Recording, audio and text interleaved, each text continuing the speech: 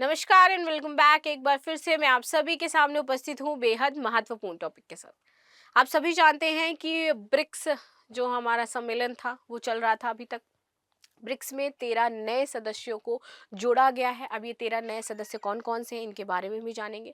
साथ ही साथ यहाँ पर पाकिस्तान ने ब्रिक्स में जुड़ने की इच्छा जो है वो जाहिर करी थी, लेकिन भारत ने पाकिस्तान की जो एंट्री है उसको ब्लॉक कर दिया है। इसके पीछे के कारण बताते हुए उन्होंने बोला है कि हमें चाहिए एक अच्छी इकोनॉमी वाला देश, जो कि पाकिस्तान की इकोनॉमी इतनी अच्छी नहीं है। साथ ही साथ यहाँ पर भारत ने तुर्की की एंट्री को भी ब्लॉक कर दिया है।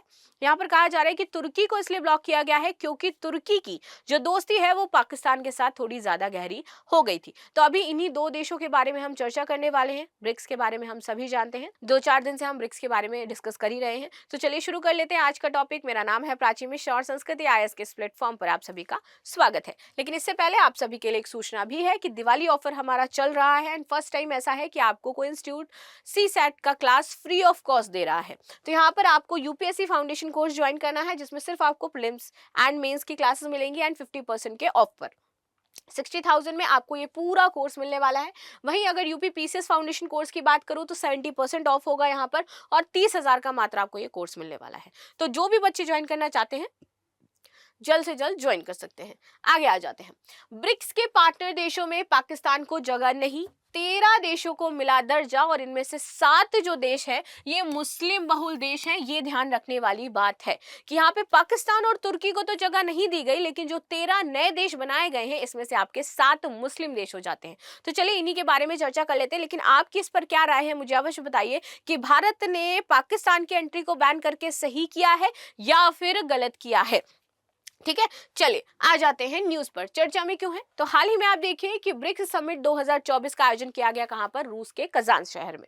ठीक है, इस दौरान आप देखेंगे कि ब्रिक्स ने 13 देशों को पार्टनर देश का दर्जा दिया है। ठीक है, अब इन 13 देशों में आपके 7 मुस्लिम बहुल देश हैं। कौन कौन से देश हैं ये 7? अल्जीरिया हो जाता है, मलेशिया, इंडोनेशिया, कजाकिस्तान, नाइजीरिया, तुर्की एंड उज्बेकिस्तान। परमानेंट सदस्यता नहीं मिली है। ठीक है, आगे आते हैं। पाकिस्तान को नहीं मिली जगह।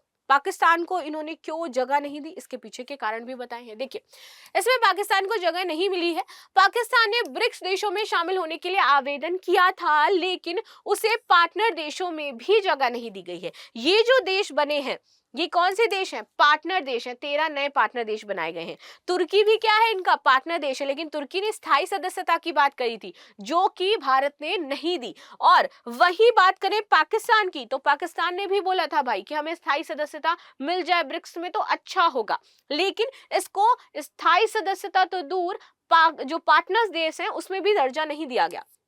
पार्टनर देश ब्रिक्स के औपचारिक सदस्य देश नहीं होंगे, लेकिन संगठन की प्लानिंग का वो हिस्सा जरूर होते हैं। यदि उन्हें कभी कोई आवश्यकता पड़ती है फंडिंग की या फिर किसी अदर चीज की, तो ब्रिक्स उनकी सहायता करता है। ठीक है, आगे बात करते हैं। इस बार 30 से ज्यादा देश थे जिन्होंने ब्रिक्स की मेंबरशिप के लिए आवेदन किया था। तो आपको समझ में आएगा कि ब्रिक्स इंपॉर्टेंट क्यों हो जाता है। ठीक है, अब नए देशों को शामिल किए जाने से पहले यह ध्यान रखा जाएगा कि इससे संगठन की कार्य क्षमता पर कोई भी असर ना पड़े। तो जो भी नए देश इसमें शामिल होना चाहते हैं उनका वेलकम है, लेकिन अगर संगठन की कार्य क्षमता पर या फिर किसी भी तरीके से विपरीत प्रभाव पड़ता है तो ये गलत होता है। इसीलिए जब भी कोई नया देश शामिल किया जाता है तो हर एक पहलुओं पर पहले जांच करी जाती है और सभी जितने भी ब्रिक्स के सदस्य हैं इसमें सभी की सहमति अनिवार्य है। यदि एक भी असहमत है तो उसको उसकी सदस्यता नहीं दी जाएगी। यानी कि ये जो 13 आपके नए पार्टनर देश बने हैं ना, इसके लिए ब्रिक्स के सभी स्थायी सदस्यों ने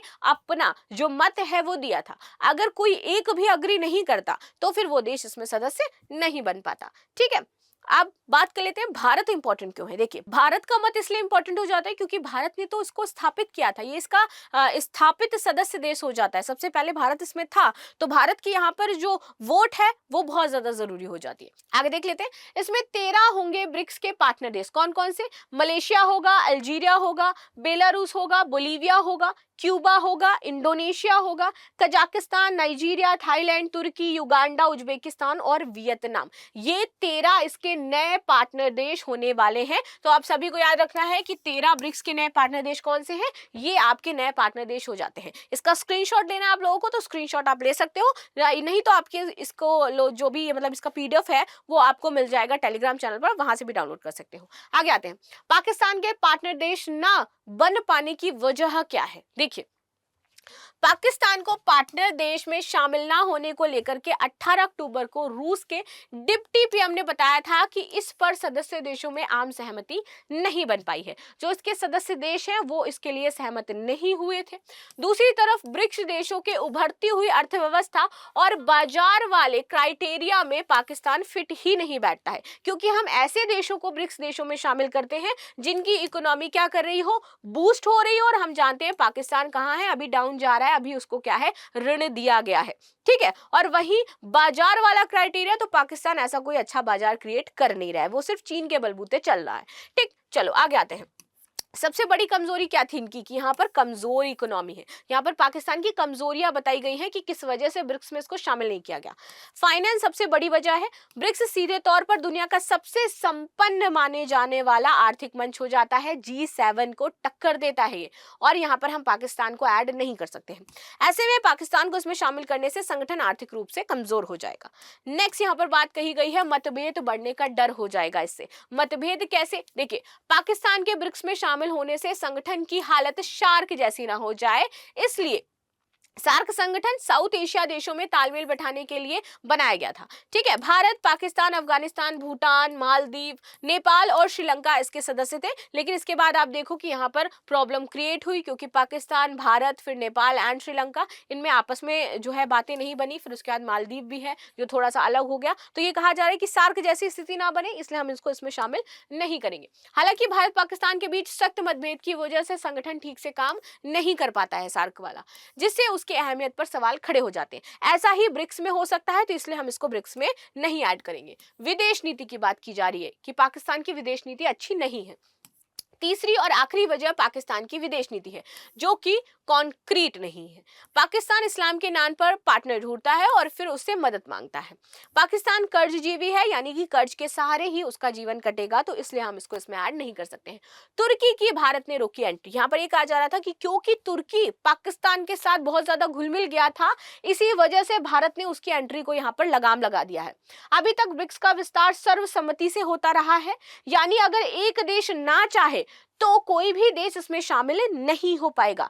भारत ब्रिक्स का संस्थापक सदस्य है, तो भारत की मंजूरी यहां पर सर्वोपरि हो जाती है। आगे देख लेते हैं। नेक्स्ट, नाटो देश तुर्की ब्रिक्स में होंगे शामिल। देखिए, तुर्की पहला नाटो देश होता, अगर इसमें शामिल होता तो पहला ऐसा नाटो देश होता जो कि ब्रिक्स में शामिल होता। ठीक है, और तुर्की ऐसा देश है जो इसमें इच्छा रखता है शामिल होने की। लेकिन एक्सपर्ट्स का कहना है कि यह कदम आर्थिक रूप से प्रेरित है और तुर्की की राजनीतिक स्वायत्तता की इच्छा के अनुरूप है। ये लोग सिर्फ आर्थिक अपने लाभ के लिए इसको ज्वाइन करना चाहते थे। ठीक है, पुतिन के निमंत्रण पर एर्दोगान बुधवार को कजान में पहुंचे थे। यहाँ भारतीय पीएम जो थे नरेंद्र मोदी जी हैं, इनके साथ मुलाकात की उम्मीद थी, लेकिन ऐसी कोई भी मुलाकात नहीं हुई, यानी कि भारत ने डायरेक्ट उनसे कोई मुलाकात नहीं की। तुर्की ने पिछले महीने कहा था कि उसने ब्रिक्स में शामिल होने के लिए आवेदन किया है।